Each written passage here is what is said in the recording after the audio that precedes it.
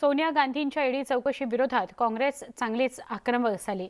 सोनिया गांधींच्या चौकशीचा सलग दुसरा दिवस आहे, पण आतापर्यंत तीनदा चौकशी त्यांची झाली। आजचा तिसरा चौकशीचा दिवस आहे। मुंबईमध्ये काँग्रेसने आजही ईडी विरोधात तीव्र आंदोलन केले।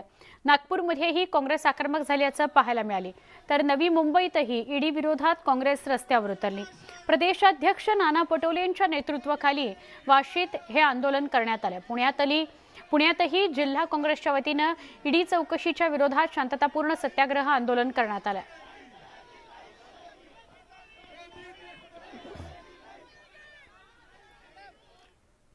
भाजप आमदार अमित साटम यांचे रस्ते खड्ड्यांबाबत मुख्यमंत्री आणि उपमुख्यमंत्र्यांना त्यांनी पत्र लिहिलेलं आहे। अमित साटम यांनी मुख्यमंत्री आणि उपमुख्यमंत्र्यांना खड्ड्यांबाबत पत्र लिहिलेलं आहे।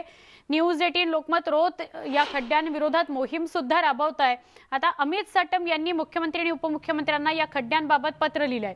मुंबई शहरातील रस्ते आणि खड्ड्यांची प्रदीर्घ प्रलंबित समस्या मी तुमच्या निदर्शनास आणून देऊ इच्छितो। जे नियोजन, जी दूरदृष्टी आणि विचाराच्या अभावामुळे सोडवली गेलेली नाहीये ही समस्या। गेल्या 24 वर्षात मुंबईतील रस्ते बनवण्याकरता बीएमसीने 21,000 कोटींहून अधिक खर्च करून सुद्धा मुंबईतील रस्त्यांची अवस्था दयनीयच आहे। मी तुम्हाला विनंती करू इच्छितो की प्रत्येक रस्त्याच्या छोट्या निविदा काढण्यापेक्षा पश्चिम उपनगर, पूर्व उपनगर आणि शहरांसाठी प्रत्येकी एक, फक्त 3 निविदा काढण्याची बीएमसीला सूचना द्यावी। अमित साटम यांनी मुख्यमंत्री आणि उपमुख्यमंत्र्यांना पत्र लिहून फक्त तक्रारींचा पाढा वाचलेला नाही, तर काय नेमकं करावं, त्याने काय फायदा होणार आहे याविषयीची स्पष्टता पण आपल्या पत्रात केली आहे। सर्वप्रथम गेल्या 25 वर्षांमध्ये 21,000 कोटी खर्च करूनही मुंबई शहराच्या रस्त्याची दुरावस्था झालेली दिसून येते। रस्त्यात खड्डे की खड्ड्यात रस्ते असा प्रश्न निर्माण झालेला दिसून येतो।